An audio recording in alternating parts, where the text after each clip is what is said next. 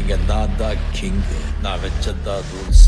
அந்த ரூல்ஸ் என் இஷ்டத்துக்கு அப்பப்போ மாத்திட்டே இருப்பேன். அது கப்சிப்புன்னு கேட்டு ஃபாலோ பண்ணணும். அதை விட்டுட்டு ஏதாவது அடாவடித்தலை பண்ண நினைச்ச உன்னை கண்ட துண்டமா வெட்டி கழிச்சு போட்டுடுவேன். ஹொக்கும் டைகர் கா ஹொக்கும்.